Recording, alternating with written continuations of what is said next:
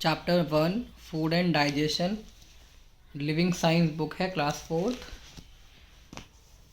Chapter शुरू करते हैं। आपकी बुक का फर्स्ट चैप्टर है फूड एंड डाइजेशन। फूड का मतलब होता है खाना और डाइजेशन का मतलब होता है जब हम उस खाने को खा लेते हैं, जब हमारे पेट में चला जाता है तो डाइजेशन का मतलब है पेट में जा कर के वो खाना पच जाता है। तो इस चीज़ के ऊपर ये चैप्टर है। स्टार्ट करते हैं। All living things need food. Word to word आपको मीनिंग बताया जाएगा, ध्यान से पढ़िए। All living things need food. सभी लिविंग थिंग्स को खाना चाहिए। Food helps us to grow. Food जो होता है हमारी मदद करता है बढ़ने के लिए। एंड टू स्टे अलाइव, और जिंदा रहने के लिए। It gives us energy to work and keeps us fit and healthy. तो इट का मतलब फूड। जो फूड है गिव्स अस यानी कि हमको क्या देता है, एनर्जी देता है काम करने के लिए, और हमें हमें फिट बनाकर रखता है और हेल्दी बनाकर रखता है फूड। तो कौन कौन से फूड हम खाते हैं? वी ईट वीट का मतलब गेहूँ, हम गेहूँ खाते हैं। चावल खाते हैं यानी कि राइस। वेजिटेबल्स यानी कि सब्जियां खाते हैं। फ्रूट्स का मतलब फल खाते हैं। और पल्सेस का मतलब दाल खाते हैं। Some of us also eat meat fish and eggs. और हम मीट खाते हैं, फिश खाते हैं, एग्स खाते हैं। तो जो लोग वेजिटेरियन होते हैं वो मीट नहीं खाते, फिश नहीं खाते, एग्स नहीं खाते। तो खैर जो भी, अगर आप एक वेजिटेरियन हो तो वेजिटेरियन जो होते हैं वो साग सब्जी खाते हैं, बस मतलब एनिमल का मीट नहीं खाते हैं, वो फिश भी नहीं खाते, एग्स भी नहीं खाते। तो वो वेजिटेरियन होते हैं। जो साग सब्जियां खाते हैं और ऐसी चीज़ें नहीं खाते हैं वो होते हैं वेजिटेरियन। तो नॉन वेजिटेरियन लोग भी होते हैं, वो लोग क्या खाते हैं, मीट फिश एग्स वगैरह ये सब खाते हैं। तो वो नॉन वेजिटेरियन होते हैं, साथ साथ वो सब्जियां वगैरह ये सब भी खाते हैं। Now food contain substances called nutrients. तो यहाँ पर बोला गया है कि जो फूड होता है, फूड के अंदर यानी कंटेन का मतलब फूड के अंदर कुछ ऐसे सब्सटेंसेस होते हैं जिनको हम न्यूट्रिएंट कहते हैं। तो न्यूट्रिएंट क्या होते हैं? न्यूट्रिएंट वो होते हैं जो कि हमारी बॉडी को नरिशमेंट प्रोवाइड करते हैं। न्यूट्रिएंट का मतलब है पोषक तत्व। तो न्यूट्रिएंट्स का मतलब है पोषक तत्व। क्या करते हैं, हमारी बॉडी को नरिशमेंट प्रोवाइड करते हैं, यानी कि हमारी बॉडी को पोषण देते हैं। अब हमारा नेक्स्ट टॉपिक है न्यूट्रिएंट्स इन फूड। तो फूड के अंदर कौन कौन से न्यूट्रिएंट होते हैं, यानी कि पोषक तत्व कौन कौन से होते हैं, कितने तरह के पोषक तत्व होते हैं? तो 1 2 3 4 5। तो यहाँ पर 5 तरह के पोषक तत्व हैं, यानी कि न्यूट्रिएंट। पोषक का मतलब है जो पोषण देते हैं, एनर्जी देते हैं, वो वाले कौन कौन से सब्सटेंसेस हैं। तो प्रोटीन एक ऐसा न्यूट्रिएंट है जो कि हमारी बॉडी को एनर्जी देता है, ये एनर्जी देता है। ये हर कोई जो न्यूट्रिएंट है वो अपना अलग अलग काम करता है। तो food contain nutrient like proteins, carbohydrates, fat, vitamin and minerals. तो फूड के अंदर, कंटेन का मतलब है फूड के अंदर ऐसे न्यूट्रिएंट पाए जाते हैं जो कि जैसे कि प्रोटीन है, कार्बोहाइड्रेट है, फैट है, विटामिन है और मिनरल है। ये सभी चीज़ें हमारे खाने में पाई जाती हैं। Food also contains roughage and water. तो जो भी हम खाना खाते हैं उस खाने के अंदर रफेज होता है। रफेज क्या चीज़ है? जैसे अगर हम दूध पीते हैं तो दूध के अंदर उसके पार्टिकल्स होते हैं। जैसे आपने देखा है कि जब दूध फट जाता है तो दूध में से पानी पानी अलग, और जो मोटा मोटा सब्सटेंस होता है जिसको हम पनीर कहते हैं, तो वो रफेज होता है दूध के अंदर। और वाटर के अंदर भी इसी तरीके से, यानी कि food also contain roughage and water. Food के अंदर वाटर भी होता है। जैसे हम अगर सपोज़ कीजिए हम एप्पल खाते हैं तो एप्पल के अंदर पानी होता है, यानी कि एप्पल का जूस वो वाटर की फॉर्म में, लिक्विड फॉर्म में होता है। इसी तरीके से अगर हम ऑरेंज खाते हैं तो ये सभी जो है उनके उस फूड के अंदर थोड़ा बहुत वाटर भी कंटेन होता है, यानी कि थोड़ा सा लिक्विड भी होता है। और रफेज मैंने आपको बता ही दिया है। अगर जैसे दूध की बात करते हैं, मिल्क जो होता है, जब दूध फट जाता है तो उसमें से पनीर अलग हो जाता है, तो वो रफेज होता है। रफेज क्या है? एक सॉलिड पार्टिकल यानी कि सॉलिड सब्सटेंस होता है खाने के अंदर। अब बात करते हैं, जैसे अगर हम ऑरेंज की बात करते हैं, ऑरेंज अगर हम खाते हैं तो ऑरेंज का जूस भी पीते हैं, लेकिन जो ऑरेंज का जो पूरा गूदा होता है उसको हम खाते हैं तो ऑरेंज का गूदा जो है वो रफेज होता है, बाकी उसमें से जो लिक्विड निकल गया वो वाटर की फॉर्म में होता है। अब यहाँ पर दिखाया हुआ है कौन कौन से फूड हम लोग खाते हैं। तो food give us energy to do work. यहाँ पर जो भी हम खाना खाते हैं, हम डिफरेंट डिफरेंट तरह के यहाँ पे काम करते हैं, तो सभी काम करने के लिए हमको जो एनर्जी मिलती है वो हमें फूड से ही मिलती है। तो बिना खाना खाए हमारी बॉडी में एनर्जी नहीं आएगी। अगर हम पढ़ रहे हैं, बोल रहे हैं या कुछ भी काम कर रहे हैं, हाथ हिला रहे हैं, सिर हिला रहे हैं, अपनी बॉडी को मूव कर रहे हैं, तो सभी चीज़ों के लिए हमें खाना खाने की ज़रूरत पड़ेगी। अब यहाँ पर देखते हैं, foods rich in carbohydrate and fat give us energy. तो ऐसे फूड दिखाए गए हैं यहाँ पर जिनमें कार्बोहाइड्रेट है और फैट है। तो कार्बोहाइड्रेट क्या है और फैट क्या है, यहाँ पर आप देख सकते हैं। योगर्ट है मतलब दही, बादाम, और ये आलू है, ये ब्रेड है। तो इन चीज़ों में योगर्ट के अंदर कार्बोहाइड्रेट फैट है और ब्रेड के अंदर कार्बोहाइड्रेट्स हैं, फैट्स हैं, आलू के अंदर भी कार्बोहाइड्रेट फैट होते हैं। और यहाँ पर देखते हैं कि कौन सा फूड है जिनमें प्रोटीन है। तो प्रोटीन क्या करता है? Protein help us to grow. Protein हमें बढ़ने के लिए मदद करता है। बटर, एग, फिश, और ये मटन है यानी कि मीट है, और ये दूध है यानी कि मिल्क। तो छोटा बेबी यहाँ पर दिखाया गया है, और अगर वो ये सारी चीज़ें खाता है, यानी कि जो बच्चे होते हैं अगर वो ये चीज़ें खाते हैं तो उनकी हाइट बढ़ जाती है। अब ये नॉन वेज होता है, यानी कि मीट वगैरह ये सब खाना, ये कई लोग जैसे नहीं खाते हैं, तो इसका जो अल्टरनेटिव है, बहुत सी डिफरेंट चीज़ें होती हैं, जैसे हरी सब्जियां हो गई, पालक हो गई, और गाजर हो गई, टमाटो हो गए, तो और बहुत सी जो है पल्सेस हो गई, दाल हो गई, तो उनमें प्रोटीन होता है। उनमें भी यानी कि दाल वगैरह अगर हो गई तो उनमें इनसे ज़्यादा प्रोटीन होता है। तो हम जो है वेजिटेरियन चीज़ें भी खा सकते हैं, वेज चीज़ें भी खा सकते हैं जो मीट वगैरह नहीं होती। तो अपनी अपनी चॉइस है खाने की। अब यहाँ पर देखिए, यहाँ पर बताया गया है food rich in vitamins and minerals keep us fit and healthy. तो जो खाना जिसके अंदर विटामिन और मिनरल होते हैं हमें वो हेल्दी रखता है, फिट रखता है, हम लोग बीमार नहीं पड़ते। अगर हम विटामिन्स का सेवन करते हैं, विटामिन क्या होते हैं? विटामिन हमें बीमारियों से बचाते हैं। तो अगर हम ऐसा फूड खाते हैं जिसके अंदर विटामिन्स होते हैं, विटामिन्स कई तरह के होते हैं, तो विटामिन्स होते हैं तो हम कभी भी बीमार नहीं पड़ेंगे। अब यहाँ देखते हैं कि हमारे पास कौन कौन सी चीज़ें यहाँ पर बताई गई हैं। What do nutrients do for us. तो न्यूट्रिएंट्स जो होते हैं वो हमारे लिए क्या क्या करते हैं। अब यहाँ पर कार्बोहाइड्रेट के बारे में बताया है। तो कार्बोहाइड्रेट क्या होता है? Carbohydrate give us energy to work. Carbohydrate हमें काम करने की एनर्जी देता है। जितना भी हम काम करते हैं वो फूड के अंदर जो कार्बोहाइड्रेट होता है उससे हमें एनर्जी मिलती है। और हम अब बात करते हैं कि यहाँ पर जो लोग होते हैं जो कि ज़्यादा फिज़िकल वर्क करते हैं, उनको सबसे ज़्यादा कार्बोहाइड्रेट्स चाहिए होता है। जैसे आप देखते हैं कि अगर आप बॉडी बिल्डिंग कर रहे हैं या फिर अपनी बॉडी से आप कुछ ज़्यादा काम करते हैं, किसी चीज़ को उठाना, रखना, फिर एक जगह से दूसरी जगह ले जाना, ये काम करते हैं, तो हमें कार्बोहाइड्रेट्स का सेवन करना होगा, यानी कार्बोहाइड्रेट्स खाने होंगे। तो कार्बोहाइड्रेट्स हमें किस में मिलते हैं? तो कार्बोहाइड्रेट यहाँ पर बताया गया कि कार्बोहाइड्रेट दो तरह के होते हैं, शुगर और starch are the 2 types of carbohydrate.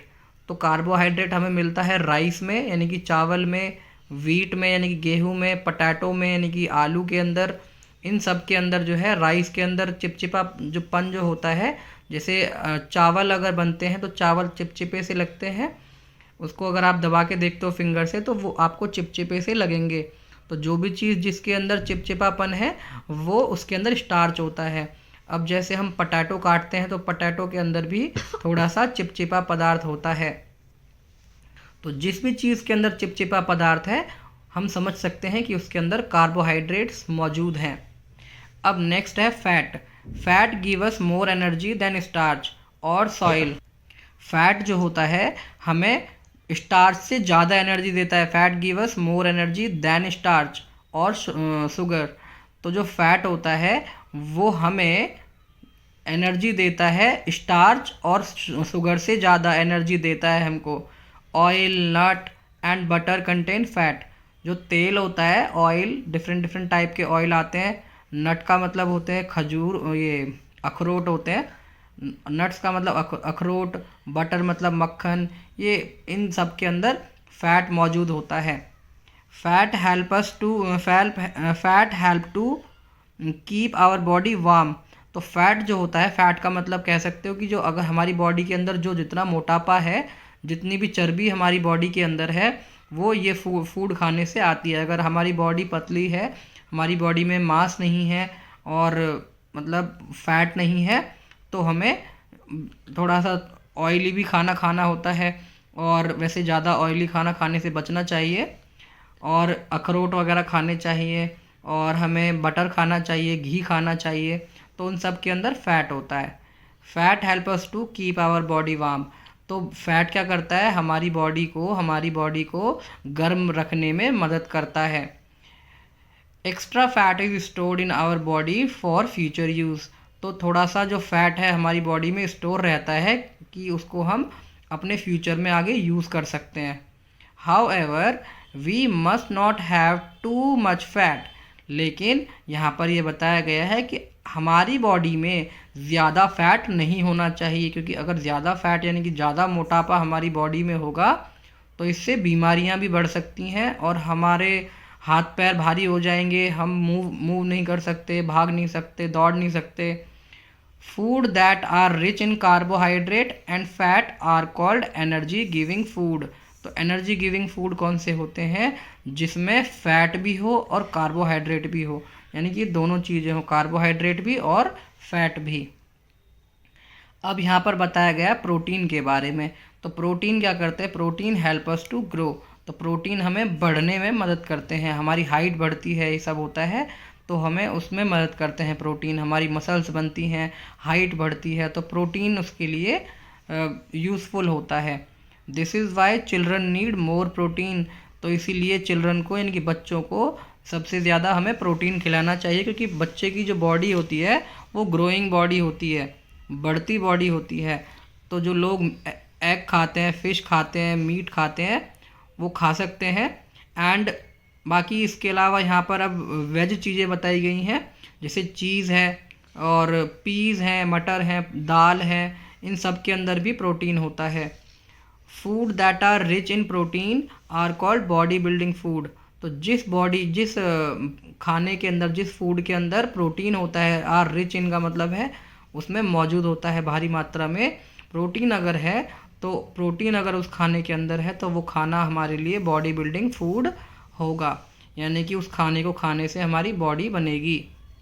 Vitamins की बात करी गई है, तो विटामिन्स क्या करते हैं, vitamin help our body to fight disease. तो विटामिन जो होते हैं हमारी बॉडी को हेल्प करते हैं बीमारियों से लड़ने के लिए, हेल्प करते हैं। We must regularly have food which contain vitamin, though our body needs a very small quantity of them. तो हमारी जो बॉडी होती है, हमें क्या करना होता है, रेगुलरली मतलब हमेशा ऐसा खाना चाहिए जिसमें विटामिन्स होते हों, जिससे कि हमारी बॉडी जो है need a very small quantity of them, यानी कि उस खाने में से थोड़ा बहुत जो है विटामिन भी उसमें होना चाहिए। अब बात आती है मिनरल की। तो मिनरल क्या होता है, mineral help in the formation of bones. तो मिनरल जो होता है उससे हमारी हड्डियाँ जो होती हैं वो फॉर्म होती हैं और दांत फॉर्म होते हैं, दांत बनते हैं, हड्डियाँ और खून बनता है। तो ये सब मिनरल की देन होती है। तो मिनरल कौन कौन से हैं, calcium, potassium, sodium, iodine and iron are some examples of mineral. तो कैल्शियम मिनरल होता है, पोटाशियम भी मिनरल होता है, सोडियम भी मिनरल होता है, और आयोडीन जो हमें नमक में मिलता है, आयरन आर दी सम, ये आयरन लोहा नहीं है, ये फूड के अंदर आयरन होता है। Examples of mineral, we get vitamins and mineral from fresh fruits. हमें विटामिन कहाँ से मिलते हैं और मिनरल कहाँ से मिलते हैं? विटामिन और मिनरल दोनों चीज़ें हमें फ्रेश फ्रूट्स के अंदर, यानी कि हमें फलों के अंदर मिल सकते हैं विटामिन और मिनरल दोनों एक साथ। वेजिटेबल्स के अंदर हमें विटामिन और मिनरल मिल सकते हैं। मीट में भी विटामिन और मिनरल दोनों होते हैं। फिश के अंदर भी विटामिन मिनरल होते हैं। लीवर एंड मिल्क, किसी भी एनिमल का अगर लीवर है तो उसमें भी विटामिन और मिनरल होते हैं, और बाकी मिल्क, दूध में तो सब कुछ ही होता है। Food rich in vitamin and mineral keeps us fit and healthy, they are called protective food. तो ऐसा खाना जिसके अंदर विटामिन और मिनरल दोनों ही होते हैं वो हमें फिट रखते हैं और हेल्दी रखते हैं, मतलब बीमारियों से दूर रखते हैं। तो ऐसे खाने को हम प्रोटेक्टिव फूड कहते हैं, यानी कि ऐसा खाना जो हमारी रक्षा करता है। रफेज, तो रफेज क्या होता है ये मैंने आपको बताया था अभी। तो roughage is the fibre present in our food, it is necessary for the proper functioning of digestive system, it adds bulk to the food. तो रफेज क्या होता है? ये एक फाइबर होता है। फाइबर का मतलब सॉलिड पार्टिकल्स होते हैं जो कि हमारे पेट में अगर जाता है तो हमें लगता है कि हमने कुछ खाया है।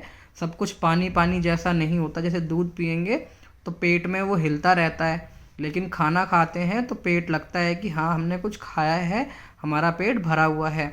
तो डाइजेस्टिव सिस्टम जो होता है उसके लिए रफेज बहुत ज़रूरी होता है, जिससे हमारा डाइजेस्टिव सिस्टम यानी कि जो खाना पचाने का सिस्टम है वो सही से काम करता रहे। प्रॉपर फंक्शन मतलब सही से काम करता रहे। तो ये रफेज जो होता है हमारे खाने में बल्क ऐड करता है, यानी कि सॉलिड क्वांटिटी ऐड कर देता है। Water, water is essential for our body to function properly. तो पानी जो है, यहाँ पर पानी भी ज़रूरी होता है हमारी बॉडी के लिए। तो पानी जो है हमारी बॉडी को प्रॉपरली फंक्शन यानी कि सही से हमारी बॉडी काम करती रहे, इसलिए हम पानी भी हम पीते हैं। तो 3/4 of our body weight is water. हमारी बॉडी का जितना भी वेट है 3/4 वो उसमें पानी मौजूद है, यानी कि हमारे हर एक बॉडी पार्ट के अंदर लिक्विड मौजूद है। अब बात करते हैं बैलेंस डाइट की। तो बैलेंस डाइट क्या है? तो बैलेंस डाइट वो होता है कि हम अपने फूड में हर तरह का आइटम खाएं, तो वो बैलेंस डाइट है। Balance diet has the right amount of all the nutrient, that is carbohydrate, fat, protein, vitamin and mineral. तो बैलेंस डाइट वो डाइट होती है जिसमें हम हर तरह का न्यूट्रिएंट लेते हैं। ये पाँचों के पाँचों न्यूट्रिएंट हम खाते हैं, 1 2 3 4 5। ये पाँचों न्यूट्रिएंट हमारी डाइट के अंदर होने चाहिए, यानी कि खाने में होने चाहिए। अब है डाइजेशन ऑफ फूड, यानी कि हमारा खाना किस तरह से पचता है जब हम खाना खाते हैं। The food that we eat is not directly use to provide energy. हमारा जो फूड होता है, ये हम जो खाते हैं, ये नहीं है कि सिर्फ एनर्जी ही देगा। It is broken down into simpler form. जब हम इसको खाते हैं तो ये छोटे छोटे हिस्सों में टूट जाता है। The process of breaking down of food into simpler form is called digestion. तो ऐसा नहीं है खाना खाया तुरंत जा कर के खाना जो है हमको एनर्जी देना शुरू कर देगा, पेट में खाना चला गया और भाई साहब एनर्जी आ गई, ऐसा नहीं होता है। तो खाना पहले हमारी बॉडी के अंदर जाता है, फिर वो ब्रेक होता है छोटे छोटे सब्सटेंसेस में, और फिर जब वो खाना टूट जाता है हमारी बॉडी के अंदर, ब्रेक हो जाता है छोटे छोटे फॉर्म में, तब उस प्रोसेस को हम डाइजेशन कहते हैं। इट्स अ फैक्ट, यहाँ पर एक बात बताई गई है कि हमारा जो इंटेस्टाइन होता है, आप देख सकते हैं कि यहाँ पर जो इंटेस्टाइन है इस तरह से कॉइल्ड है, ऐसे ऐसे मुड़ा हुआ है, यूं यूं यूं यूं हो रखा है। अगर ये इंटेस्टाइन हमारा ऐसा ना हो तो क्या होगा? अगर ये स्ट्रेट हुआ यानी कि सीधा होता है ऐसे कॉइल होने की बजाय, तो हमारी जो हाइट होती, we would have had to be nearly 33 feet tall. हमारी हाइट 33 फीट की होती, यानी कि हम बहुत ही बड़े होते, यानी कि ऐसा समझ लो कि हमारी हाइट 10 मंजिल ओ सॉरी 3 मंजिल के बराबर होती। Digested food is absorbed by the blood and taken to all parts of the body. तो जो हम खाना खाते हैं, यहाँ पर क्या हो रहा है, यहाँ पर सबसे पहले हमारे मुंह से हमने खाना खाया और खाने को हम चबाते रहे, तो सलाइवरी ग्लैंड जो होता है हमारे खाने के अंदर थोड़ा सा लिक्विड जैसा सब्सटेंस लेके आ जाता है। तो जो भी हम खाना खाते हैं हमारे मुंह में पहले ही पानी आ जाता है, तो वो काम करता है सलाइवरी ग्लैंड। तो हम खाना खाते हैं, इसको चबाते हैं दांतों से, और चबाते चबाते फिर जब हम उसको छोटे छोटे पार्ट्स में तोड़ते हैं, फिर हम उसको ऐसे करके सटक जाते हैं। तो ये हमारा फूड पाइप है। फूड पाइप मतलब इस पाइप से खाना पेट के अंदर आ गया। यहाँ पर ये लीवर है, लीवर का और कोई काम होता है, हम यहाँ पर डाइजेस्टिव सिस्टम के बारे में पढ़ रहे हैं। तो यहाँ पर वो खाना पेट में आ गया। अब वो खाना पेट में आने के बाद फिर जो पेट होता है, पेट की जो अंदर की जो वॉल होती है उसमें से HCl निकलता है, हाइड्रोक्लोरिक एसिड।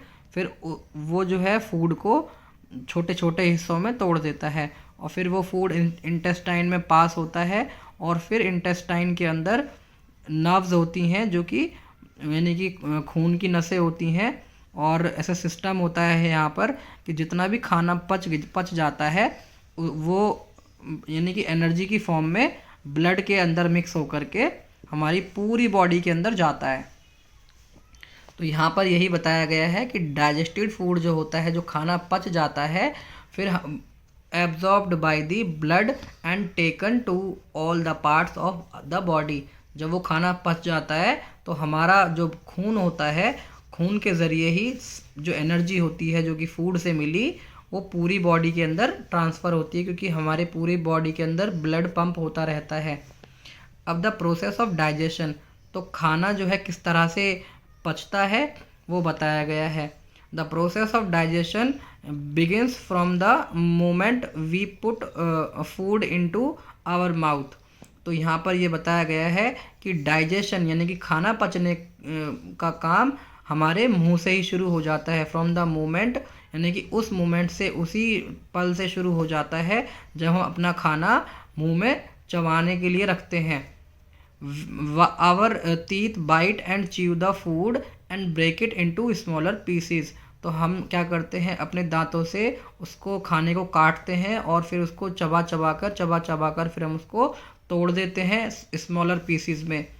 और जब हम चबा रहे होते हैं उसको खाने को, एज वी च्यू यानी कि जब हम चबा रहे होते हैं, तो जो सलाइवा होता है हमारे मुंह के अंदर, सलाइवा का मतलब लिक्विड पार्ट हुआ, तो लिक्विड हुआ तो वो लिक्विड जो है हमारे मुंह के अंदर वो उस खाने में मिक्स हो जाता है।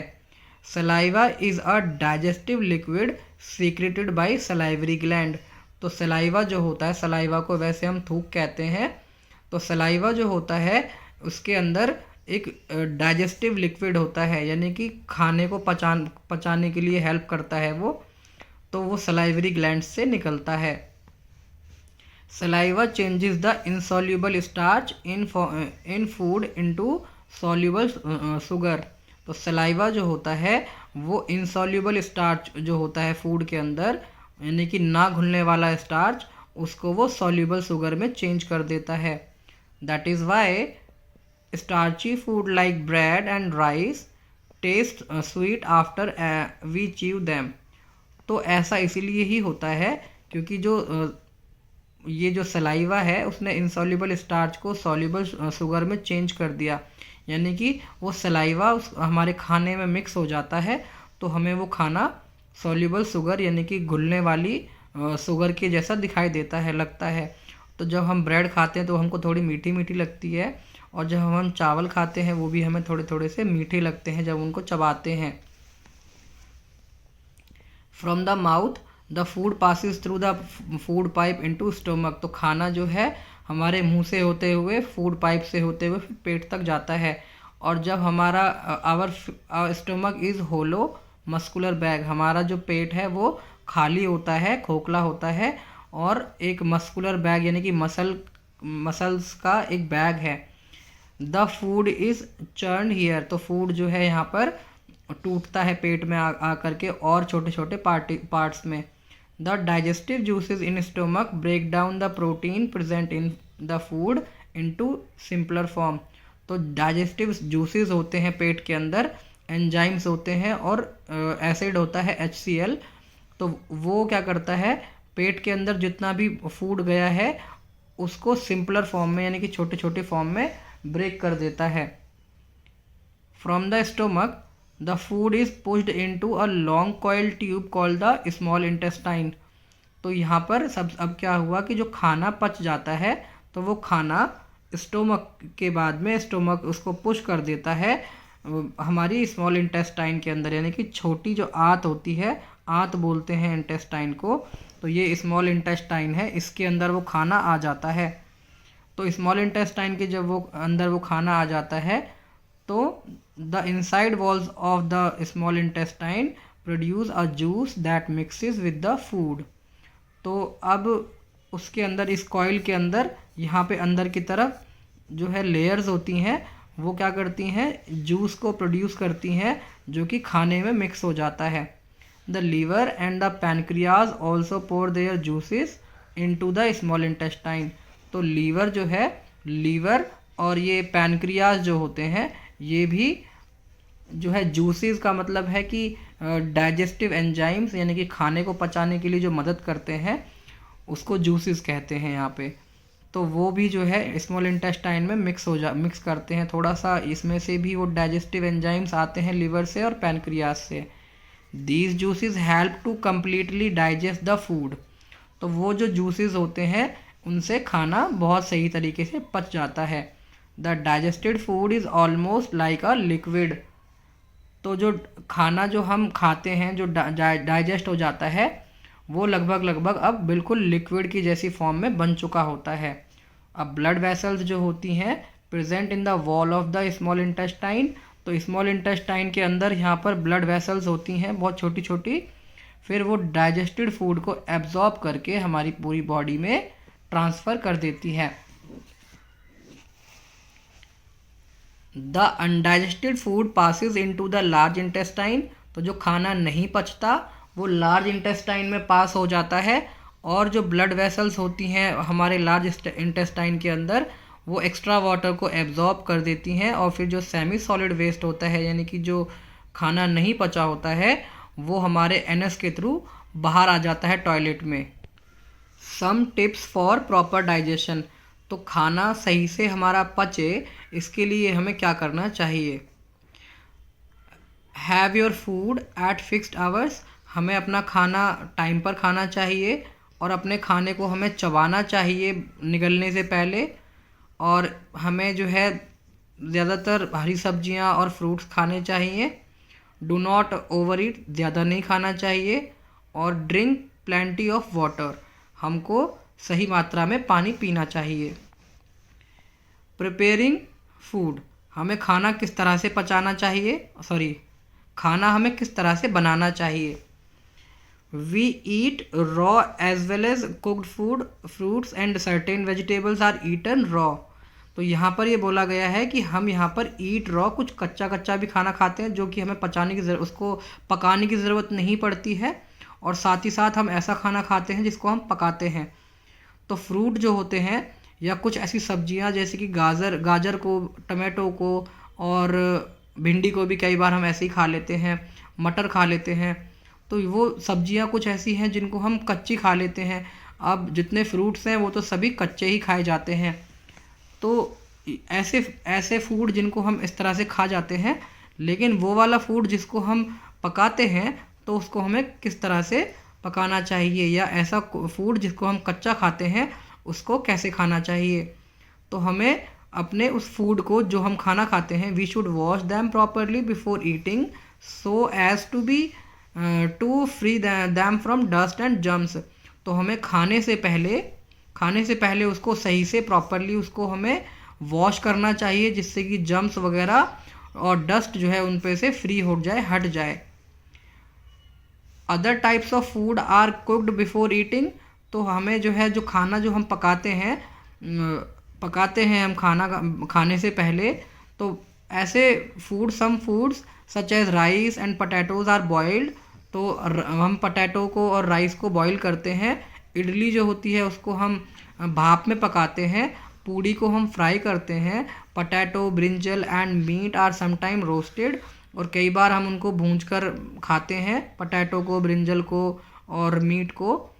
Cooking makes food soft. तो हमें खाना पकाने की ज़रूरत क्यों पड़ती है? हम हर बार कच्चा खाना क्यों नहीं खाते?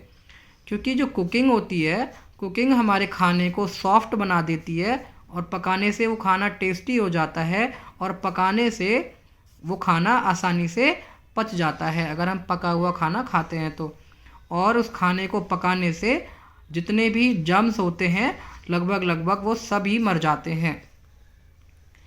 Things to remember while cooking. तो हमें वो बातें याद रखनी है जब हम खाना पकाते हैं। Do not throw away the water in which pulses are soaked.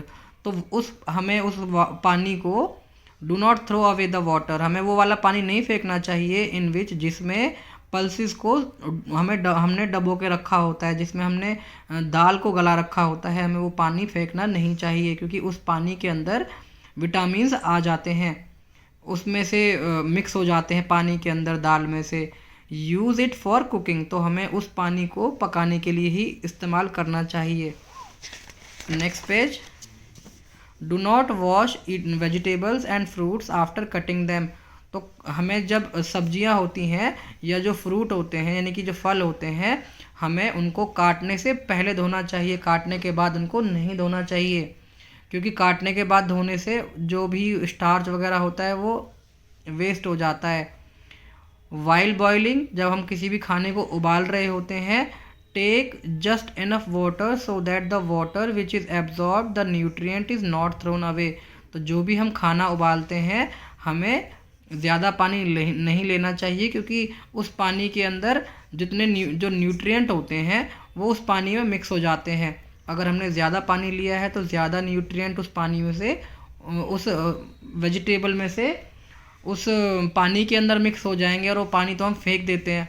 तो इसलिए हमें उतना ही पानी लेना चाहिए जितने में वो सब्जी उबलेगी। Do not overcook. हमें खाने को ज़्यादा नहीं पकाना चाहिए। मतलब कि अगर खाना पक गया है और थोड़ा सा और उसको हम भूंज रहे हैं या फ्राई कर रहे हैं तो ऐसा करने से न्यूट्रिएंट्स जो होते हैं वो डिस्ट्रॉय हो जाते हैं। जैसे हम वो वाला खाना खाते हैं, जंक फूड खाते हैं, बर्गर खाते हैं, मोमोज खाते हैं, तो वो जब फ्राई करते हैं तो उसको ओवर कुक किया जाता है। फ्राइड मोमोज होते हैं जो, तो उससे क्या होता है, बस पेट भर जाता है पर उसके अंदर कोई न्यूट्रिएंट्स नहीं होते। Preserving food. अब यहाँ पर यह आया कि हमें खाने को किस तरह से बचा करके रखना चाहिए, किस तरह से खाने की देखभाल करनी चाहिए। तो यहाँ पर बोला गया है फूड इज़ वैल्यूएबल।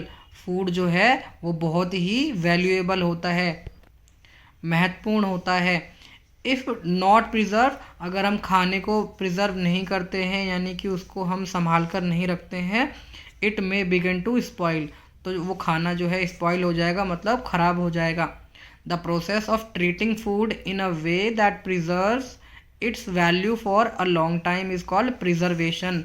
तो प्रिजर्वेशन क्या होता है, अगर हम खाने को ट्रीट करते हैं इस तरह से कि वो लंबे टाइम तक यानी कि लॉन्ग टाइम तक वो खाना हमारा चल जाए। तो अगर हम किसी भी खाने को लंबे समय तक चलाते हैं सही से रख के, तो इसका मतलब हम खाने का प्रिजर्वेशन कर रहे हैं। कुक्ड और uncooked food can be preserved in different ways. तो जो खाना होता है, कुक्ड या अनकुक्ड फूड होता है, या तो पकाया हुआ खाना या बिना पका हुआ खाना, उनको हम अलग अलग तरीके से प्रिजर्व कर सकते हैं और ये फिगर 1.7 के अंदर बताया गई है। तो आप यहाँ पे देख सकते हैं, यहाँ पेप्सी है और अचार वगैरह रखे हैं, मक्खन है, सॉस है, जैम है। तो कितनी सारी चीज़ें हैं जो कि हमने रेफ्रिजरेटर के अंदर रखी हुई है। और ये है दूध, इसको हमें उबाल के रखना चाहिए। और ये है पिकलिंग यानी कि ये यूजिंग सॉल्ट, हमने अचार जो है ये बनाया हुआ है और इसको हमने एक ग्लास के बर्तन में रखा हुआ है। और जेलिंग यानी कि कोई भी चीज़ है अगर उसको उसमें हम जेल डाल देते हैं यानी कि चीनी मिला देते हैं तो भी वो ख़राब नहीं होता। या फिर उसको हम कैनिंग कर देते हैं, उसको पैक कर देते हैं, उसके अंदर कोई डस्ट पार्टिकल्स वगैरह सब नहीं जाते। और या किसी भी खाने को हम सुखा कर रखते हैं तो भी वो लंबे टाइम तक चल जाता है। तो ये चैप्टर ख़त्म हो जाता है। आई होप आपको समझ में आया है। एंड मेरी इसी तरह से वीडियोस आती रहेंगी, नेक्स्ट क्लास की भी वीडियोस आएंगी। तो प्लीज़ सब्सक्राइब करिए, लाइक करिए। Thank you so much.